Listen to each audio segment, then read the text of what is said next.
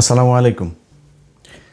বাংলাদেশের প্রতিটি মানুষকে অন্তরের অন্তঃস্থল থেকে শুভেচ্ছা, ভালোবাসা, ধন্যবাদ, কৃতজ্ঞতা জানিয়ে শুরু করছি।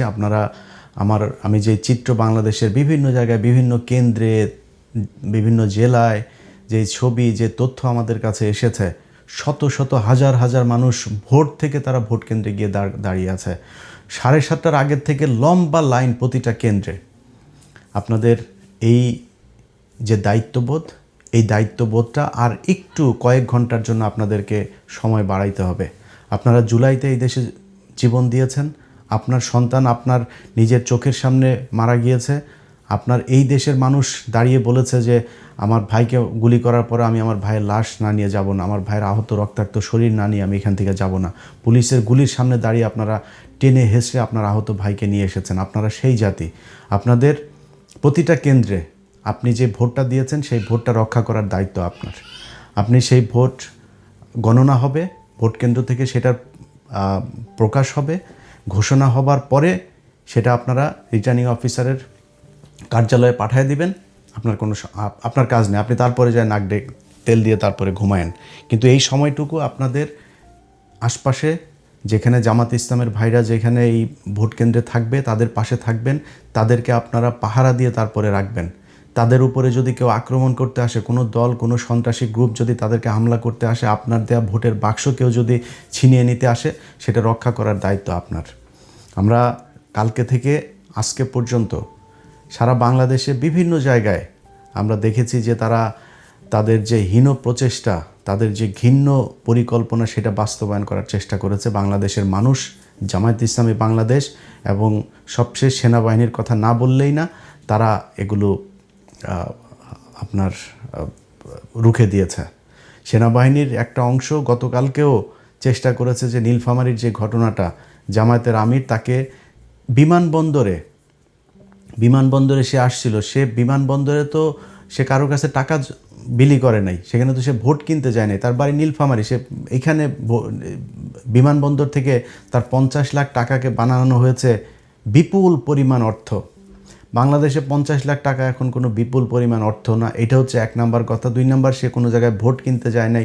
3 নাম্বার হলো তারে এই জায়গাতে যে আপনি আটক করলেন, এই একই ধরনের ঘটনা, এর চাইতেও বেশি পরিমাণের টাকা শহীদুদ্দিন চৌধুরী অ্যানির লোকের কাছে পাওয়া গিয়েছে এবং সেটা টাকা দিচ্ছিল মানুষকে, ভোটের মাঠে পাওয়া গিয়েছে। সেই টাকাটা পেয়ে তাকে সাথে সাথে ছেড়ে দেওয়া হয়েছে। বিভিন্ন টেলিভিশনে তাদের দলের লোকজন দিয়ে থ্রেট করা হয়েছে এই নিউজ তাড়াতাড়ি সরাইতে। যমুনা টেলিভিশন, তাদেরকে হুমকি দেওয়া হয়েছে, হুমকি দিয়ে তারপরে বলা হয়েছে নিউজ সরাইতে। তারা বলেছে 80 লাখ টাকা পাওয়া গিয়েছে, সেই টাকা কিছুক্ষণ পরে 15 লাখ টাকা হিসেবে তারা আবার নিউজ করেছে। এভাবে দুইটা ঘটনাকে দুইভাবে উপস্থাপন করা হয়েছে। আমরা গণমাধ্যমের গতকালকে থেকে যেই ভয়ঙ্কর রূপ দেখেছি, তারা 5 তারিখ থেকে 1 বিন্দু পরিমাণ কোনো শিক্ষা নেয় নাই। গণমাধ্যমের যারা আছেন, যেসব সাংবাদিকরা এখনও পর্যন্ত এইসব অসভ্য কার্যক্রম চালিয়ে যাচ্ছেন, আপনাদের কাছে অনুরোধ থাকবে, মনে করার কোনো কারণ নাই যে আপনি একটা নিউজ করবেন আর সেটা বাংলাদেশের সব মানুষ হুমড়ি খেয়ে পড়বে আপনার কথা বিশ্বাস করে, তারপর যা ধানের শীষে ভোট দিয়ে আসবে। সেদিন বাংলাদেশের বহু আগে ইলিয়াস পিনাকিরা উঠিয়ে দিয়েছে। আপনাদের চাইতে বহু বড় প্রভাবশালী, প্রতাপশালী, ক্ষমতা সম্পন্ন এক ফেরাউন এই দেশে ক্ষমতায় ছিল। তারা যখন কিনা ঘুমাইতো, ঘুমের মধ্যেও আমাদের ছবি চোখে দেখতো, তাদেরকে শান্তিতে থাকতে দেয় নেই। আপনারা এখনও এত বড় কোনো ছেটের বাল হয়ে যান নাই যে আপনারা যা মনে চায় তাই বলবেন আর এই দেশের মানুষই করবে। আমি ইলিয়াস, আজ থেকে সেই 2014 সালের ইলেকশনে আমার অবস্থান যেভাবে এই দেশের নির্যাতিত, নিপীড়িত মানুষের পক্ষে ছিল, আজকেও সেখানে আছে, সারা জীবন সেখানে থাকবে। নিজের ব্যক্তিগত অনেক বড় বড় স্বার্থ বাদ দেয়া এই দেশের যেসব নির্যাতিত মানুষ আছে, যারা অত্যাচারিত মানুষ আছে, যারা সংকটে আছে, সমস্যায় আছে, তাদের পাশে ইলিয়াস দাঁড়িয়েছে। বহু ক্ষমতাশালী লোকজনের সাথে সম্পর্ক নষ্ট করেছে, খুব অসহায় নির্যাতিত মানুষের জন্য, তাদের জন্য কথা বলতে গিয়ে, তার অধিকার আদায় করতে যায় বহু প্রতাপশালীদের সাথে সম্পর্ক নষ্ট হয়েছে। সো আপনাদের এই দেশের মানুষকে আপনারা যদি চান যে আপনারা যা মনে চায় বলবেন আর সেই দেশের মানুষ আপনাদের এইসব কথাবার্তা সব শুনে ফেলবে, এটা মনে করার কোনো কারণ নেই। আজকের চিত্র দেখেন, আপনি কয়টা রিউমার ছড়াবেন, কয়টা গুজব ছড়াবেন? এই দেশের মানুষ ভোট দিচ্ছে, শত শত হাজার হাজার লক্ষ লক্ষ মানুষ ভোট দিচ্ছে, আপনি এই ভোটের এগুলো গুজব ছড়ায় আপনারা এই করে ফেলবেন। অতএব সাবধান করে দিচ্ছি ভাই, এই নির্বাচনকে ঘিরে যদি মনে করে থাকেন বিশেষ কোনো দলকে আপনাদের ক্ষমতায়, কালকে থেকে যে নিউজ আপনারা করেছেন, বিশেষ করে ৭১ টিভি, মানুষ হয় না এখনও পর্যন্ত। এইখানে এক দলের দালালরা বের হয়ে আরেক দল আছে, তারা এসে RTV এরা এসে নিউজ করছে। দ্বার প্রান্তে তারেক রহমান প্রধানমন্ত্রী আবার গণভবনের দরজার মধ্যে যায় দাঁড়ায় আছে। আরে বাবা রে বাবা, মানে অবস্থা করুণ অবস্থা। তারা প্রধানমন্ত্রী না পারে বানায় দেয়, পত্রিকা অফিসে যদি সেই ক্ষমতা থাকতো কালকে বসায় দেয়, আজকে নির্বাচন হইতে দিত না। এরকম পরিস্থিতি এটা করেছে এই দেশের গণমাধ্যম। তাদের এই ভয়ঙ্কর রূপ কালকে থেকে দেখছি। আজকে আশা করি এই মানুষের, আপনাদের লোকজন তো বাইরে আছে, মাঠে দেখছে কেন্দ্রগুলোর অবস্থা, আমরাও দেখছি। অতএব এদেরকে একটু বোঝার চেষ্টা করেন, এদের চোখের ভাষা দেখার চেষ্টা করেন, কি বলতে চায় এরা, কি বুঝাইতে চায়, কে কাকে ভোট দিবে, কারা ক্ষমতায় আসবে, এখনও সময় আছে কিছুক্ষণের জন্য। সো খুব সাবধানে আপনাদেরকে কাজ করতে হবে। সেনাবাহিনী সেই নীলফামারীতে যেই ঘটনাগুলো হয়েছে, সেখানেও DGFIর ৩-৪ জন অফিসার জড়িত, কিন্তু এই সেনাবাহিনীর কিছু অংশ তারা এখনও চেয়েছে যে কোনোভাবে হচ্ছে বিএনপিকে ক্ষমতায় এনে তারপরে ১.৫ বছরের মাথায় শেখ হাসিনাকে ক্ষমতায় আনতে, এই দেশের রাজনীতিতে নিয়ে আসতে হবে। এই অবস্থায় এই দেশে চলবে না। আপনারা হাসিনাকে আর আওয়ামী লীগকে, ইন্ডিয়াকে যে যত আনতে চাবেন সে তত সমস্যায় পড়বেন। তার বিরুদ্ধে আজকে আমি পিনাকি, আমরা কেন আজকে আপনাদের বিরুদ্ধে থাকব? আপনারা ৫ তারিখের পর থেকে এখন পর্যন্ত প্রথমেই বুকে চিন করে রে আপনার এই শেখ মুজিবের ইয়েতে মূর্তি ভাঙা দেখা, এটা দিয়ে শুরু হয়েছে। তারপরে আপনারা আওয়ামী লীগের প্রতি প্রেম, আওয়ামী লীগের এই দৃশ্য দেখে আপনাদের খুব খারাপ লেগেছে। তারপরে আওয়ামী লীগকে এই দেশে রাজনীতি করতে দিবেন, সব মামলা তুলে নেবেন। আওয়ামী লীগ বিএনপি ভাই ভাই, এগুলো বহুত শয়তানি। 2 দিন আগে তারেক রহমানের মতো মানুষ বলে শেখ হাসিনার সন্তানেরা, পরিবারের লোকজনেরা যদি চায় তাহলে রাজনীতিতে আসতে পারেন। আপনি কে ভাই? আপনি আওয়ামী লীগকে রাজনীতি করতে দেওয়ার কে? আপনি এখন প্রধানমন্ত্রী হয়েছেন, আপনি এই যে ঘোষণাটা দিলেন, এই ঘোষণা দিয়ে আপনার অর্ধেক ভোট নষ্ট করেছেন।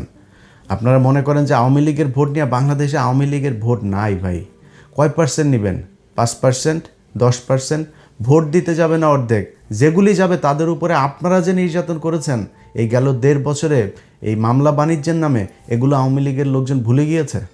তারা আপনারা ভোট দিবে যায়, আপনার দলের হয়ে মিছিল করবে, আপনার সাথে মিটিং করবে, যায় যদি ভোট দিতে যায় দাঁড়িপাল্লায় ভোট দিয়ে আসবে। গ্যারান্টি দিলাম আপনারে, ইনশাল্লাহ আজকে নির্বাচনের পরে এটা রেজাল্ট পাবেন। বহু গবেষক, বহু ভবিষ্যৎবাণী, গোয়েন্দা টোয়েন্দা, অনেক কিছু, ঢাকা বিশ্ববিদ্যালয়ের ডাকসুর কথা মনে আছে না? মনে আছে? নাকে খত দিয়া তারপরে কথা বলতে হবে।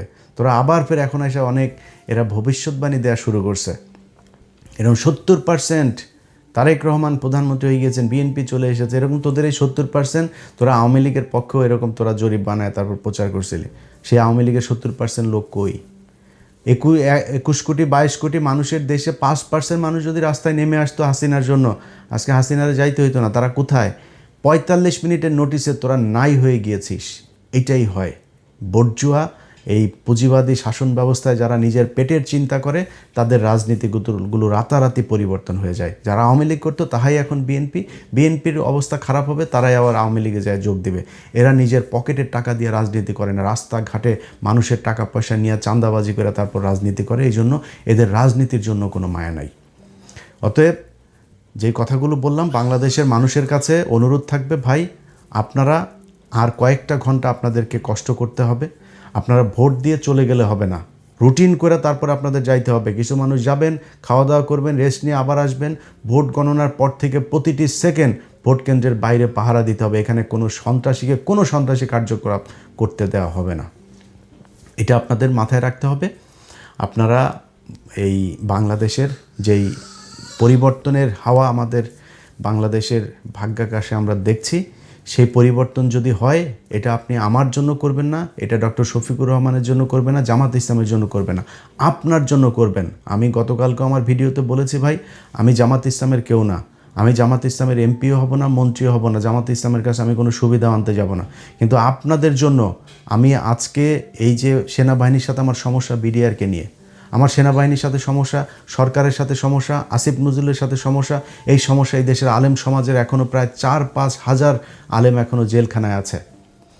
এই যে তেজগাঁ থানা ছাত্র শিবিরের সেক্রেটারি এখন পর্যন্ত জেলখানায় আছে। এদেরকে নানান মামলা, কিসের সব সন্ত্রাস বিরোধী আইন, এই আইন সেই আইন, এইসব মামলায় তাদেরকে আটকে রাখা হয়েছে।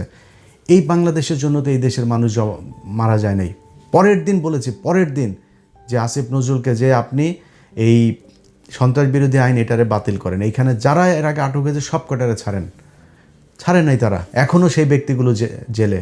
আপনাদেরকে আল্লাহ মানে এই যে আজাব আল্লাহ আমার মনে হয় না জীবনে কোনো দিন মাফ করবে। তাদের কারণে আপনারা আজকে চেয়ারে বসে আছেন, অথচ সেই মানুষগুলো এখনও জেলখানায় আছে। বিডিআরের পরিবারগুলো বিশ্বাস না হলে যান জেলখানায় যান। আমি তাদের ভিডিও দেখেছি, ছবি দেখেছি, আমার কাছে তার পরিবারের লোকজনেরা পাঠিয়েছে।